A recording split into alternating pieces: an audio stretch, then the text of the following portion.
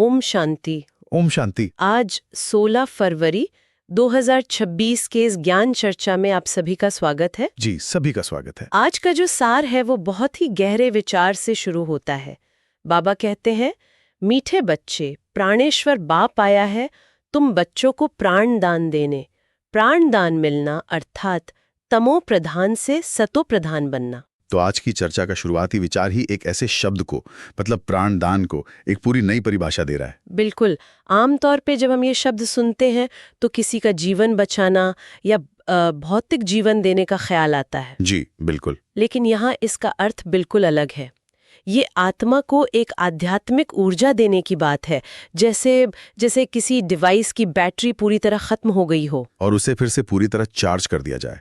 ये एक बेहतरीन एनालॉग है। बिल्कुल। हाँ। और ये चार्जिंग कौन कर रहा है? प्राणेश्वर, यानी प्राणों का ईश्वर। ये विचार ही अपने आप में बहुत शक्तिशाली है ना? बहुत शक्तिशाली। यहाँ प्राणदान का मतलब सिर्फ जीवित रहना नहीं है, बल्कि गुणों के साथ, शक्तियों के साथ अपनी सर्वोच्च अवस्था में जीना है। स्रोत के शब्दों में तमो प्रधान से सतो प्रधान बनना। हाँ, तमो प्रधान मतलब वो अवस्था जब आत्मा की शक्ति लगभग शून्य हो गई है, गुण खत्म हो गए हैं। और सतो प्रधान मतलब दिव्य गुणों से भरपूर, पूरी तरह से चार्ज अवस्था। तो ये एक तरह से आध्यात्मिक कायाकल्प है। बिल्कुल। तो चलिए इसी विचार को ध्यान में रखते हुए आगे बढ़ते हैं। आज के स्रोत में एक बहुत ही प्रासंगिक प्रश्न और उत्तर है जी, जो आज की दुनिया की स्थिति पर एक अलग ही रोशनी डालता है। प्रश्न है, ड्रामा के हर राज को जानने के कारण कौन सी सीन तुम्हारे लिए नई नहीं है? और इसका उत्तर दिया गया है, इस समय जो सारी दुनिया में हंगामे हैं, विनाश काले विपरीत बुद्धिबन अपने ही कुल का खून करने के लिए अनेक साधन बनाते जाते हैं। ये कोई नई बात नहीं, क्योंकि तुम जानते हो ये दुनिया तो बदलनी ही है। महाभारत लड़ाई के बाद ही हमारी नई दुनिया आएगी। ये एक बहुत ही दिलचस्प दृष्टिकोण है। मतलब स्रोत ये कह रहा है कि दुनिया में जो भी उथल-पुथल, जो भी संघर्ष चल रहा है, विनाश की जो तैयारियां हैं, हाँ, उन्हें देखकर विचलित होने की जरूरत नहीं है, क्योंकि ये एक अपेक्षित दृश्य है, एक जाना पहचाना सीन। सही बात है। किसी ऐसे व्यक्ति के लिए जो इस दर्शन से परिचित नहीं है, ये थोड़ा हैरान करने वाला हो सकता है। हो सकता है उन्हें लग सकता है कि ये एक तरह का भाग्यवादी या निष्क्रिय रवैया है। हाँ, पहली नजर में ऐसा लग सकता है, लेकिन इसके पीछे का जो विचार है वो बहुत गहरा है। यहाँ ड्रामा या विश्व नाटक की अवधारणा को समझना बहुत जरूरी है। जी। ये दर्शन कहता है कि ये पूरी सृष्टि एक प्री डिटर्मिन नाटक है जो हर 5000 साल में हूबहू दोहराया जाता है। हूबहू। तो जब कोई इस ज्ञान की ऊंची स्टेज पर स्थित हो जाता है तो वो इन घटनाओं को एक साक्षी की तरह देख पाता है, जो जानता है कि नाटक में आगे क्या होने वाला है। अच्छा, इससे भय या चिंता की जगह एक स्थिरता आ जाती है। ये निष्क्रियता नहीं, बल्कि एक बहुत ही स्थिर और ज्ञानी अवस्था है। इसमें एक बहुत महत्वपूर्ण वाक्यांश इस्तेमाल हुआ है, विनाश काले विपरीत बुद्धि। हाँ, ये बहुत गहरा है। इसका शाब्दिक अर्थ है विनाश के समय बुद्धि का विपरीत हो जाना। ये सिर्फ एक भविष्यवाणी से ज्यादा एक मनोवैज्ञानिक सिद्धांत जैसा लगता है ना? बिल्कुल सही। ये एक मनोवैज्ञानिक और सामाजिक सिद्धांत ही है। बाबा ये बता रहे हैं कि जब कोई सभ्यता अपने नैतिक और आध्यात्मिक पतन के चरम पर होती है, तो उसकी जो सामूहिक बुद्धि है वो उल्टी दिशा में काम करने लगती है। मतलब जो चीजें समाधान जैसी दिखती हैं, जैसे और ज्यादा शक्तिशाली हथियार बनाना या प्रकृति का और शोषण करना, असल में वही चीजें विनाश को और तेज कर देती हैं। अच्छा। ये एक तरह का सामूहिक आत्मविनाश है, जहां इंसान अपने ही बनाए हुए जाल में फंस जाता है। ये आज की दुनिया में बहुत स्पष्ट रूप से देखा जा सकता है। तो अगर ये दुनिया एक नाटक है और ये विनाशकारी दृश्य आना ही है, तो फिर इसमें एक व्यक्ति की भूमिका क्या है? बहुत अच्छा सवाल है। उसे करना क्या चाहिए? और यहीं पर यह स्रोत निदान से समाधान की ओर बढ़ता है और आत्म अभिमानी बनने के विचार पर जोर देता है। हाँ, यही सबसे मुख्य समाधान है। बाबा के अनुसार सारी समस्याओं की जड़ देह अभिमान है, यानी खुद को ये शरीर समझना। जी। जब कोई खुद को शरीर समझता है तो शरीर से जुड़ी पहचानें, धर्म, जाति, राष्ट्रीयता, पद, ये सब महत्वपूर्ण हो जाती हैं। और यही सारे संघर्ष का कारण है। बिल्कुल। आत्म अभिमानी होने का अर्थ है इस पहचान से ऊपर उठकर खुद को एक अविनाशी आत्मा, एक ऊर्जा का बिंदु समझना। ये दिलचस्प है, क्योंकि ये हमें उस बड़ी गलती की ओर ले जाता है जिसे स्रोत उजागर करता है, आत्मा सुपरमात्मा। हाँ, यानी ये मानना कि आत्मा ही परमात्मा है। ये विचार तो भारत की कई आध्यात्मिक परंपराओं में बहुत प्रमुख है। तो ये स्रोत उस विश्वास का खंडन कैसे करता है? यह एक बहुत ही महत्वपूर्ण बिंदु है और बाबा इस पर बहुत स्पष्ट रूप से अंतर बताते हैं। उनका तर्क ये है कि आत्मा और परमात्मा की भूमिकाएं और गुण अलग-अलग हैं। अच्छा, कैसे? आत्माएं बच्चे हैं जो इस जन्म मरण के चक्र में आती हैं, कर्मों का फल भोगती हैं और समय के साथ अपनी शक्ति खो देती हैं, मतलब डिस्चार्ज हो जाती हैं। ठीक है। वहीं परमात्मा, जिन्हें शिव कहा गया है, वे ज्ञान के सागर हैं, पतित पावन हैं। वे इस चक्र से परे हैं। वे कभी जन्म मरण में नहीं आते और उनकी शक्ति कभी कम नहीं होती। तो बच्चा कभी पिता नहीं बन सकता और पिता कभी बच्चा नहीं? बिल्कुल। परमात्मा एक बाहरी और सर्वोच्च सत्ता है जो आत्माओं को फिर से चार्ज करने या पावन बनाने के लिए आते हैं। ठीक है, तो ये भूमिकाओं और अवस्थाओं का एक स्पष्ट अंतर है। अब एक और बड़े विचार पर आते हैं जो हमारे इतिहास और समय की समझ को पूरी तरह से चुनौती देता है। जी, 5000 वर्ष के चक्र की बात। हाँ, स्रोत का दावा है कि ये पूरा विश्व चक्र लाखों वर्षों का नहीं बल्कि सिर्फ 5000 वर्षों का है। ये आधुनिक इतिहास और विज्ञान की समझ से बिल्कुल अलग है। ये वास्तव में एक क्रांतिकारी विचार है। इस 5000 साल के चक्र का महत्व यह है कि ये इतिहास को बहुत व्यक्तिगत और पहुंच के भीतर बना देता है। पहुंच के भीतर मतलब? देखिए, लाखों वर्षों की बात सोचने पर हाँ, सतयुग या स्वर्ण युग एक पौराणिक कल्पना जैसा लगता है ना? हाँ, लगता तो है। लेकिन जब बाबा कहते हैं कि ये तो कल की ही बात है, तो ये एक भूली हुई स्मृति बन जाता है। अच्छा। इसका मनोवैज्ञानिक प्रभाव यह है कि यह हर आत्मा को ये महसूस कराता है कि उनका जो सर्वोच्च दैवी स्वरूप था, वो कोई दूर का सपना नहीं बल्कि उनका हालिया अतीत है जिसे वो फिर से पा सकते हैं। ये निराशा को खत्म करके एक उम्मीद जगाता है कि परिवर्तन संभव है और बहुत निकट है। तो ये चक्र का विचार एक तरह से आत्मा को उसकी असली पहचान और क्षमता की याद दिलाने का एक उपकरण है। बिल्कुल, ये याद दिलाने के लिए कि तुम ही स्वर्ग के मालिक थे। परमात्मा, जिन्हें हम प्यार से बाबा कहते हैं, वे इसी संगम युग पर आते हैं, कलयुग के अंत और सतयुग की शुरुआत के समय पर। जी, और ब्रह्मा के तन का आधार लेकर ये भूला हुआ ज्ञान फिर से याद दिलाते हैं। वे हमें बताते हैं कि तुम ही पूज्य देवी देवता थे, अब पुजारी बन गए हो। ये स्मृति ही परिवर्तन का आधार बनती है। ठीक है, तो अगर लक्ष्य आत्म अभिमानी बनना है जी, तो इसका तरीका क्या है? यह हमें राजयोग की अवधारणा पर लाता है। हाँ, यहाँ जिस योग का वर्णन है वो पारंपरिक हठ योग से बहुत अलग लगता है।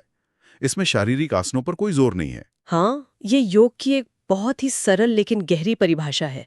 इसे याद की यात्रा कहा गया है। ये पूरी तरह से एक मानसिक अभ्यास है। मानसिक अभ्यास? जी। बाबा कहते हैं कि इसके लिए शरीर को कोई कष्ट देने की जरूरत नहीं है। आप चलते फिरते, काम करते हुए, कुर्सी पर बैठकर किसी भी से कर सकते हैं। इसकी बाहरी विधि से ज्यादा आंतरिक स्थिति महत्वपूर्ण है। ये सुनने में बहुत सुलभ लगता है, शायद बहुत ज्यादा ही सरल। अगर इसमें कोई शारीरिक चुनौती नहीं है तो फिर असली चुनौती क्या है? असली चुनौती शारीरिक है ही नहीं, बल्कि मानसिक है। अच्छा। मन को इस भागदौड़ वाली दुनिया और शरीर की चेतना से निकालकर एक निराकार परमात्मा की याद में टिकाना। हमारे मन में हर सेकंड हजारों विचार चलते हैं। हाँ, ये तो है। उन सभी विचारों को समेटकर एक बिंदु पर केंद्रित करना, और वो भी प्रेम और अधिकार के साथ, ये किसी भी शारीरिक आसन से कहीं ज्यादा मुश्किल है। यही असली साधना है। यहाँ तक कि बाबा कहते हैं कि अगर कोई बहुत बीमार व्यक्ति भी है जो हिलडुल नहीं सकता, हाँ, वो भी सिर्फ लेटे लेटे ज्ञान सुनकर और बाबा को याद करके अपनी सर्वोच्च गति पा सकता है। ये पारंपरिक धारणाओं को पूरी तरह से पलट देता है, जैसे कि अंत समय में गंगा जल से सद्गति मिलती है। सही कहा। यहाँ सद्गति का आधार पूरी तरह से बाहरी कर्मकांड से हटाकर आंतरिक चेतना की स्थिति पर केंद्रित कर दिया गया है। यहाँ ज्ञान अमृत की बात की गई है, किसी भौतिक जल की नहीं। बिल्कुल, सद्गति चेतना की यात्रा है, शरीर की नहीं।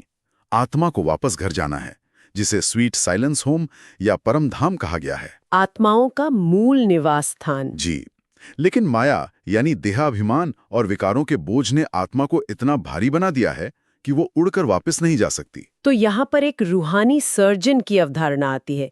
ये एनालॉग बहुत दिलचस्प है। हाँ, जैसे एक डॉक्टर शरीर की बीमारी को ठीक करने के लिए इंजेक्शन लगाता है, वैसे ही अविनाशी सर्जन शिव बाबा आत्मा को ज्ञान और योग का इंजेक्शन लगाते हैं। ज्ञान और योग का इंजेक्शन। जी, ज्ञान यह समझने में मदद करता है कि बीमारी क्या है, देह अभिमान, विकार, और योग उस बीमारी को खत्म करने की दवा है। अच्छा। ये इंजेक्शन आत्मा को फिर से हल्का और सतोप्रधान बना देता है ताकि वो आसानी से उड़कर अपने घर वापस जा सके। और इसे लेने का तरीका भी बहुत सरल बताया गया है। क्या तरीका है? अपने को आत्मा निश्चय करो और अपने बाप को याद करो। बस यही एक निश्चय और एक याद आत्मा को फिर से शक्तिशाली बना देती है। तो अब जब हमने इन मुख्य विचारों को समझ लिया है, तो देखते हैं कि आज के स्रोत से हमें अपने जीवन में धारण करने के लिए कौन से व्यावहारिक बिंदु मिलते हैं। जी, धारणा के लिए मुख्य सार। पहला बिंदु है, यह पुरानी दुनिया विनाश हुई पड़ी है, इसलिए इससे अपने आप को अलग समझना है। झाड़ की वृद्धि के साथ साथ जो विघ्नों रूपी तूफान आते हैं, उनसे डरना नहीं है, पार होना है। यह बिंदु वैराग्य और निर्भयता की बात कर रहा है। अलग समझना का मतलब दुनिया छोड़कर भागना नहीं है, बल्कि मानसिक रूप से अनासक्त होना है। जी, यह समझना कि यह एक परिवर्तनशील दृश्य है और जब कोई इस ज्ञान मार्ग पर चलता है तो विघ्न और मुश्किलें तो आएंगी ही, जिन्हें यहाँ तूफान कहा गया है। तो उनसे डरना नहीं है। डरने के बजाय उन्हें अपनी आंतरिक शक्ति बढ़ाने का एक अवसर समझना है और ज्ञान योग की शक्ति से उन्हें पार करना है। और दूसरा बिंदु है, आत्मा को सतोप्रधान बनाने के लिए अपने को ज्ञान योग का इंजेक्शन देना है। अपना बुद्धि योग स्वीट होम में लगाना है। ये हमारी मुख्य साधना को फिर से याद दिलाता है। जैसे शरीर को रोज भोजन चाहिए, वैसे ही आत्मा को रोज ज्ञान और योग का ये आध्यात्मिक इंजेक्शन चाहिए। और याद का फोकस कहाँ होना चाहिए? इस पुरानी दुखद दुनिया पर नहीं, बल्कि अपने असली घर परम धाम पर, जो शांति का धाम है। अपनी बुद्धि को बार बार दुनिया की समस्याओं से हटाकर उस सर्वोच्च शांति की स्थिति से जोड़ना है। बहुत स्पष्ट। अब आज के वरदान की ओर बढ़ते हैं। आज का वरदान है, पहले आपके पाठ द्वारा ताजधारी बनने वाले चतुर सुजान भव। बहुत सुंदर। इसका विस्तार है, जैसे बाप दादा अपने को ओबीडियंट सर्वेंट कहते हैं, सर्वेंट कहने से ताजधारी स्वतः बन जाते हैं, ऐसे आप बच्चे भी स्वयं नम्रचित बन दूसरे को श्रेष्ठ सीट दे दो। उनको सीट पर बिठाएंगे तो वो उतरकर आपको स्वतः ही बिठा देगा। बिठाना ही बैठना है। वाह। तो पहले आपका पाठ पक्का करो, फिर संस्कार भी सहज ही मिल जाएंगे, ताजधारी भी बन जाएंगे। यही चतुर सुजान बनने का तरीका है। इसमें मेहनत भी नहीं, प्राप्ति भी ज्यादा है। ये एक बहुत ही सुंदर मनोवैज्ञानिक और सामाजिक सूत्र है ना? है तो। दुनिया में हर कोई सम्मान और पद चाहता है, जिसके लिए संघर्ष होता है। यहाँ एक बिल्कुल विपरीत तरीका बताया जा रहा है। कुल जब हम अहंकार को छोड़कर नम्रता से दूसरे को आगे करते हैं, तो हम स्वाभाविक रूप से उनके दिल में जगह बना लेते हैं। दिलों पर राज करना ही असली ताजदारी बनना है। ये अहंकार को जीतने का सबसे सहज और चतुर तरीका है, जिसमें मेहनत कम और प्राप्ति बहुत ज्यादा है। और आज का स्लोगन इसी आंतरिक स्थिति को और गहरा करता है। आज का स्लोगन है, अव्यक्त स्थिति का अनुभव करने के लिए अंतर्मुखी एकांतवासी बनो। तो ये वरदान को प्राप्त करने की विधि बताता है। जी, पहले आप कहने की शक्ति तभी आएगी जब हम बाहर की दुनिया के प्रभाव से निकलकर अपने अंदर टिकना सीखेंगे। अंतर्मुखी होना मतलब अपने मन और बुद्धि को अंदर की ओर मोड़ना, और एकांतवासी होना मतलब बाहरी शोर शराबे से मन को हटाकर आंतरिक शांति का अभ्यास करना। इसी से वो अव्यक्त फरिश्ते जैसी स्थिति अनुभव होती है। और अंत में आज के अव्यक्त इशारे हैं, एकता और विश्वास की विशेषता द्वारा सफलता संपन्न बनो। इसका विस्तार है, अभी तक अलग अलग फूल अपनी अपनी रंगत दिखा रहे हैं, लेकिन जब गुलदस्ते के रूप में अपनी खुशबू फैलाएंगे, शक्ति दल प्रत्यक्ष होगा, तब ये संगठन की शक्ति परमात्मा प्रत्यक्षता के निमित्त बनेगी। जब संगठन एक मत होगा तो मेहनत कम, सफलता ज्यादा होगी। यह व्यक्तिगत साधना को सामूहिक शक्ति से जोड़ता है। विनाश काले विपरीत बुद्धि का समाधान सिर्फ व्यक्तिगत रूप से आत्माभिमानी बनना नहीं है, बल्कि संगठित रूप से एक मत होकर दैवी गुणों को प्रत्यक्ष करना है। बिल्कुल। जब अलग अलग व्यक्ति अपनी विशेषताओं को मिलाकर एक साथ काम करते हैं, तो एक ऐसी सामूहिक शक्ति बनती है जो बड़े से बड़ा परिवर्तन ला सकती है। एकता और आपसी विश्वास से मेहनत कम हो जाती है और सफलता कई गुना बढ़ जाती है। ये एक बहुत ही शक्तिशाली संदेश है। जी, तो ओम शांति। ओम शांति।